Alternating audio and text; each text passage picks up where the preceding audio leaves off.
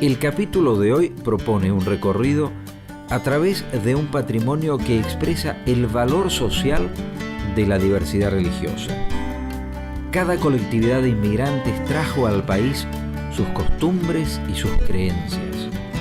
La suma de todas ellas aporta a la nación argentina ese pluralismo cultural que se refleja en el patrimonio religioso. Porque la diversidad es también identidad.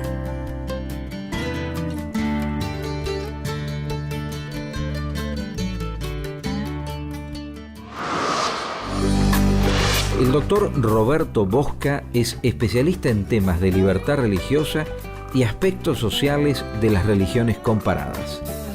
Quisimos conocer su mirada de experto y su experiencia en el diálogo de los diversos cultos radicados en la Argentina. Claro, vos es que a veces nos es difícil imaginarnos cómo era la situación, habituados como estamos a convivir con distintas creencias religiosas. Por ejemplo, en la época del virreinato, cuando había una religión dominante, pero había algunas familias o personas de cultos disidentes, ¿no es cierto? ¿Cómo era la situación en esa época? A uno le parece que siempre fue así. Cuando está acostumbrado a vivir de una forma, le parece que siempre se vivió de esa forma. Pero, bueno, no siempre fue así. Si nos vamos al virreinato, en el virreinato había una realidad religiosa monocolor, muy homogénea, la religión católica como religión casi única de los argentinos, que en ese momento tampoco eran argentinos. Sí, con sus expresiones tan barrocas desde el punto de vista ceremonial. Sí, había, digamos, había una gran, no había diversidad religiosa, pero sí había, digamos, una gran vivacidad religiosa, expresada en ceremonias, en procesiones, en una cantidad de expresiones de tipo cultural, ¿no es cierto? Porque la gente vivía con gran vitalidad su fe. Pero bueno, fue pasando el tiempo y fueron llegando otras gentes, ¿no es cierto?, de allende los mares. Por ejemplo, ingleses que siempre querían comerciar, y a nosotros nos venía muy bien también. Bueno, entonces se firmó un tratado en 1825 que también incluía una cláusula religiosa de libertad. Creo que es importante nombrarla porque es la primera expresión institucional de libertad religiosa en lo que después fue la República Argentina, que estaban haciendo en esos momentos prácticamente. Entonces, ahí los ingleses pudieron profesar libremente su culto, o sea, adorar a Dios en su religión cristiana, anglicana, bueno, a la vista de todo el mundo, sin que nadie, digamos, se los prohibiera.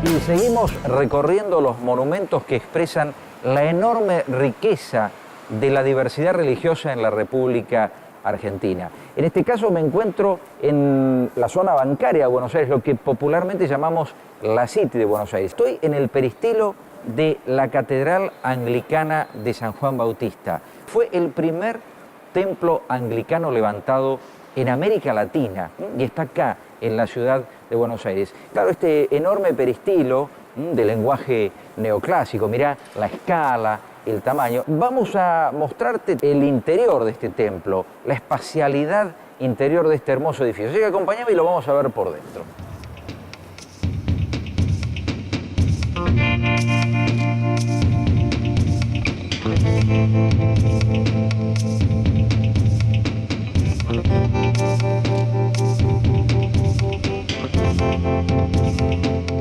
Si vos te parás frente a la fachada vas a ver un pórtico de escala monumental, se dice un pórtico hexástilo. ¿Qué significa? Que tiene 6 enormes columnas estriadas del orden dórico, que van a caer justamente al pavimento, como corresponde al orden plano. Una hermosa escalinata de mármol y toda esa fachada remata en el típico frontón o frontis triangular, muy despojado, muy austero, como corresponde al lenguaje formal de los templos de inspiración británica.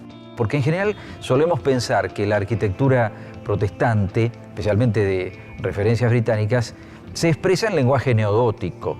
Y en este caso, este templo presenta la singularidad de expresarse en lenguaje neoclásico. Se ha dicho que la planta, es decir, el plano interior de esta iglesia, es de tipo basilical. ¿Qué significa esto? Que de alguna manera se remonta, se inspira en la planta de las antiguas basílicas paleocristianas. Claro, esos edificios públicos llamados basílicas enormes que existían en Roma o en Bizancio y que cuando el cristianismo se convierte en religión oficial del Imperio Romano, los cristianos los adoptan como templos precisamente. Ahora fíjate vos, es un templo de 3 naves, esta es la nave principal más alta. Fíjate las columnas, que son columnas a diferencia de la fachada del orden corintio, y vos preguntarás cómo se ilumina este templo por dentro. Bueno, vas a ver unos hermosos y artísticos vitrales con iconografía de tema bíblico, con escenas de la Biblia, de los evangelios. Vas a ver también una rareza, que son esas ventanitas circulares que parecen como óculos o ojos de buey por allí encima, que forman lo que técnicamente se llama un claristorio. Bueno, en 1830, para dar mayor comodidad a los servicios religiosos, el gobernador Juan Manuel de Rosas le cede a la colectividad británica anglicana este terreno donde se edificó este templo. Y en 1831 se inaugura este templo, proyectado por el arquitecto Richard Adams. Allá por los años 1931, un arquitecto muy vinculado a la colectividad británica de Buenos Aires, Sidney Follett, realiza una cantidad de mejoras, te diría yo, en el espacio interior. Fíjate vos unos elementos tipo boiserie de madera de roble. Fíjate el predominio de la madera. Esto es muy propio del lenguaje estético y arquitectónico de las iglesias de referencia británica. Es muy curioso ver una iglesia revestida con paneles de madera. Bueno, acá lo tenés y queda realmente espléndido. Pero quiero contarte 2 datos más. En el año 1910, esta iglesia fue declarada procatedral y en 1964 elevada al rango de catedral anglicana.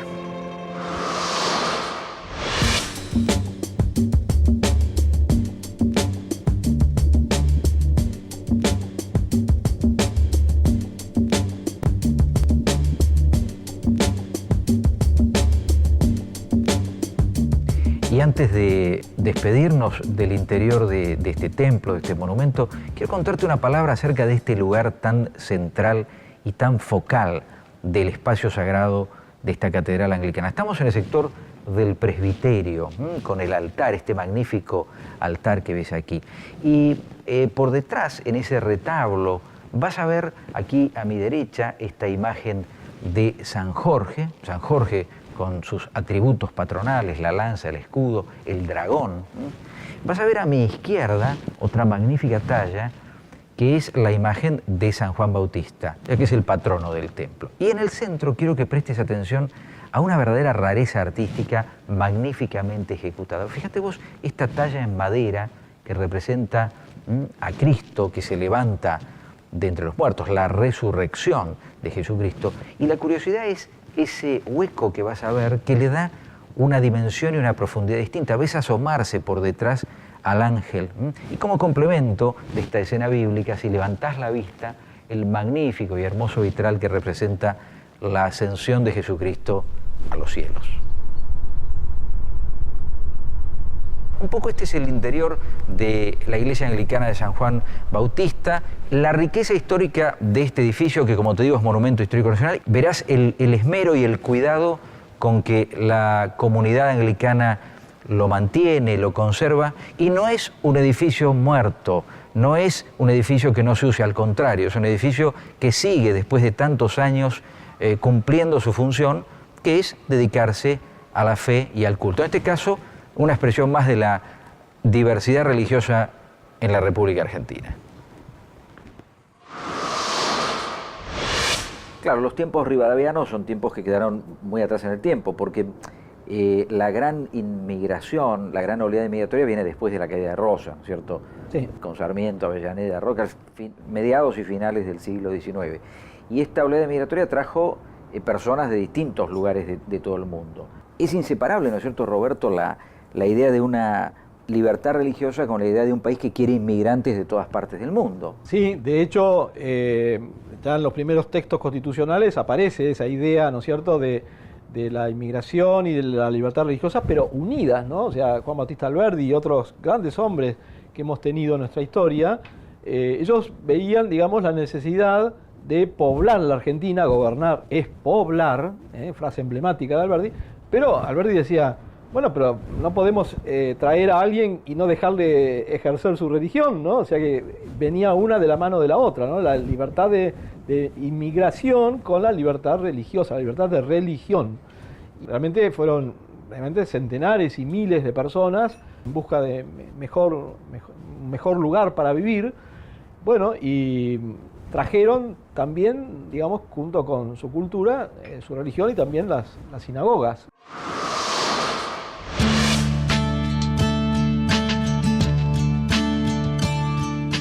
En la localidad santafesina de Moisés Ville encontramos la sinagoga de Brenner, que data del año 1905. Si bien actualmente se halla desafectada del culto, es un testimonio de las prácticas religiosas de aquellos colonos popularizados como los gauchos judíos. El edificio refleja en su arquitectura la austeridad de aquellas colectividades. Su interior es de nave única y en ella se ubica un magnífico tabernáculo de madera tallada y policromada.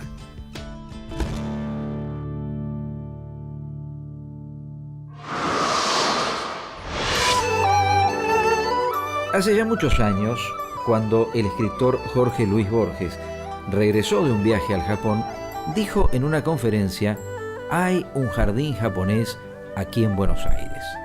Se refería, naturalmente, al jardín japonés situado en Palermo y declarado bien de interés histórico y artístico nacional.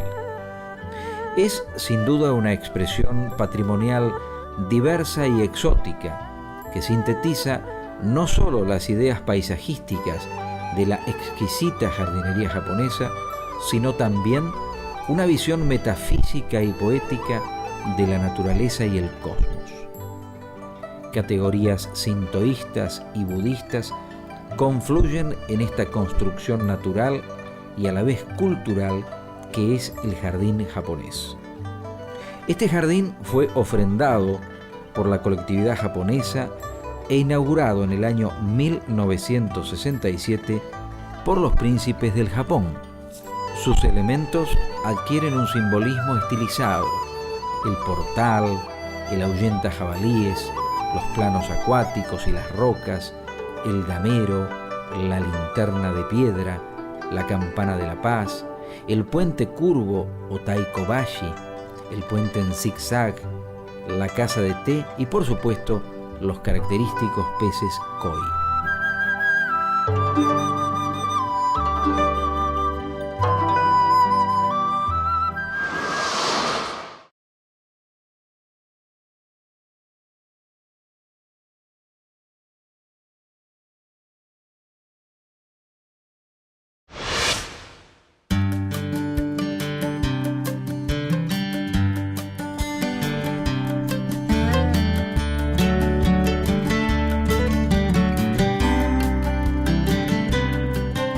Y ahora vamos a mostrarte un tesoro de la arquitectura que expresa la diversidad religiosa en la ciudad de Buenos Aires y en toda la Argentina. Estoy ahora sobre la Avenida Brasil, frente al Parque Lezama, parado en la iglesia católica ortodoxa rusa dedicada a la Santísima Trinidad. Y me espera el Padre Alejandro, que nos ha recibido y nos va a permitir ingresar al interior de este templo.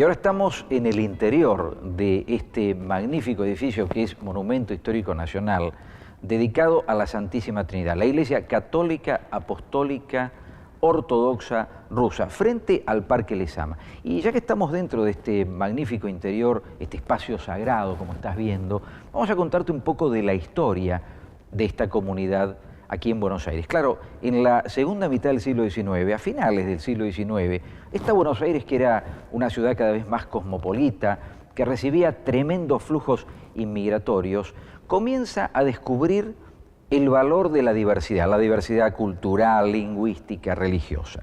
Y existían fieles de rito ortodoxo, de rito oriental, no solamente rusos, que no eran una cantidad significativa, había griegos, había sirios, había montenegrinos, bueno, tantos otros que practicaban precisamente el rito cristiano oriental. Y estas comunidades sienten y expresan la necesidad de un templo propio. Y en el caso de la comunidad rusa, comienzan a hacerse gestiones ante el zar Alejandro III, que van a redundar en el envío del primer sacerdote que atiende esta comunidad, que fue el padre Miguel Ivanov, quien en enero de 1889 celebra en Buenos Aires los primeros oficios religiosos de la liturgia ortodoxa rusa. Y aparece en escena una persona muy significativa para esta comunidad, que fue el arcipreste Konstantin Izrazov, gracias a cuyas gestiones logra levantarse este magnífico edificio aquí frente al Parque Lezama.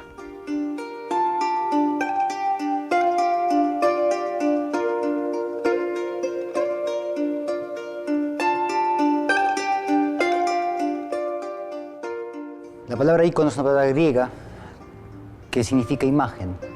Nosotros nuestros íconos los utilizamos en todo lugar y en todo momento. No hay casa de un ortodoxo que no tenga un ícono o varios. Y bueno, en el templo vemos muchos íconos. El ícono nos transporta a otro mundo, nos hace comunicarnos con Dios, con el santo que está representado en él. En este caso, por ejemplo, este es el ícono de Santa María Magdalena. El ícono, estrictamente hablando, representa todo aquello que el ojo humano pudo o puede ver. Nosotros, cuando rezamos, nos persignamos, hacemos una metanía, besamos el ícono, apoyamos la cabeza para que, en cierta forma, esa bendición que viene desde el otro mundo, impartida por este santo y por sus oraciones, también nos llegue a nosotros y nos ilumine nuestros pensamientos. Tenemos mucha compañía recibida por estos íconos. Termina siendo hoy en día el ícono en sí un símbolo de nuestra fe. Al ver un ícono, uno inmediatamente se transporta a una esencia dogmática de nuestra fe y nosotros lo utilizamos, lo valoramos y lo conservamos, a pesar de que hoy en día tenemos la posibilidad de tener fotografías de algunos santos. En el templo no las utilizamos, utilizamos íconos. Y mientras el humo del incienso asciende, yo te cuento un poco de la historia de este mismo edificio. Vos sabés que el proyecto de este edificio, los planos fueron ejecutados no en Buenos Aires, sino en Rusia. Los produjo el arquitecto Mikhail Timofeyevich Preobrazhensky. Fueron remitidos a la Argentina y fueron ajustados aquí en la obra por otro gran arquitecto, en este caso residente en Buenos Aires, Alejandro Christoffersen. Comenzó a construirse en 1898 y se inauguró en octubre de 1901. Fue una ceremonia importante, pomposa, riquísima, como son todas las ceremonias propias de la liturgia oriental. Fue el primer templo ortodoxo levantado en Sudamérica. Te cuento una particularidad. Claro, yo estoy en este momento en el interior del templo, tengo detrás de mí, lo podrás ver, el magnífico iconostasio.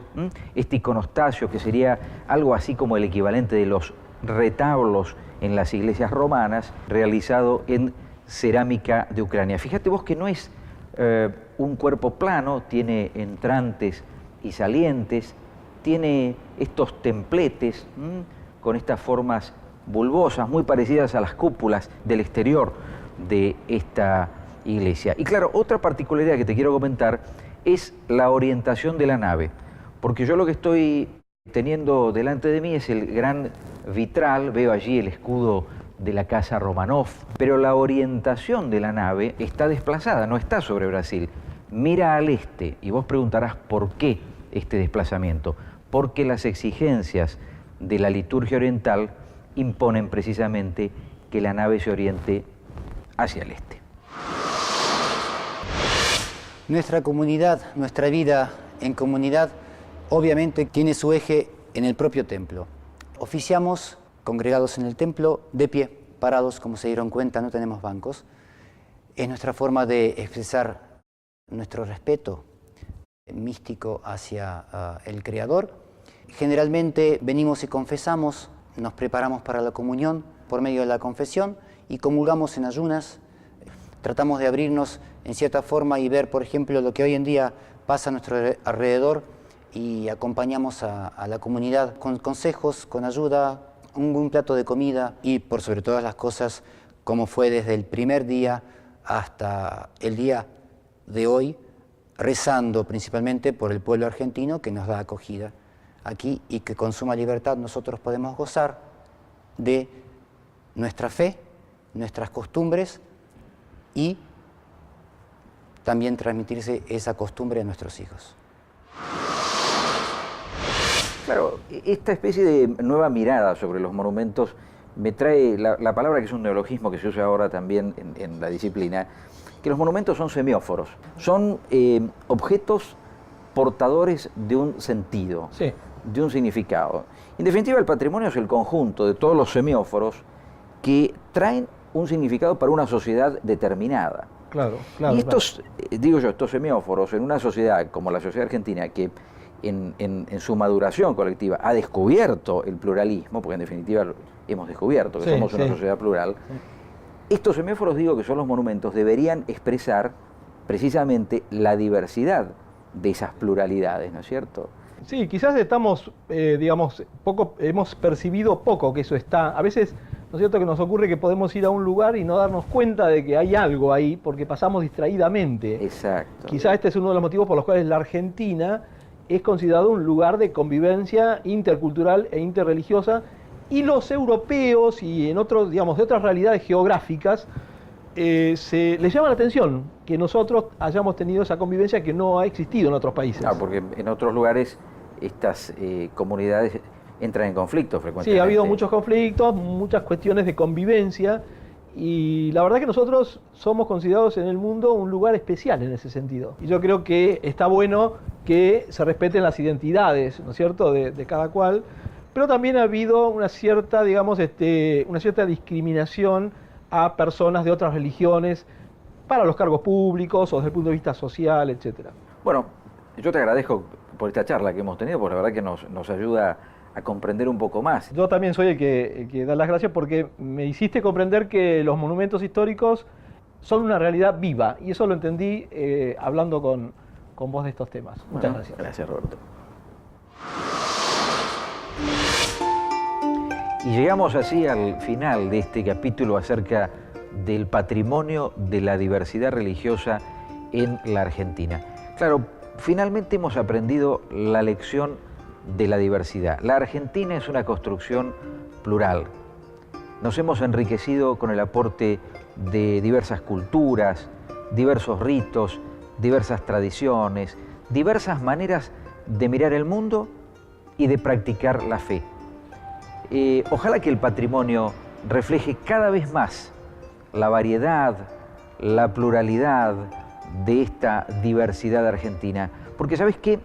La diversidad nos enriquece, la diversidad nos enseña a mirar la realidad con ojos distintos, variados. La diversidad nos fortalece culturalmente. La diversidad nos da mayor identidad.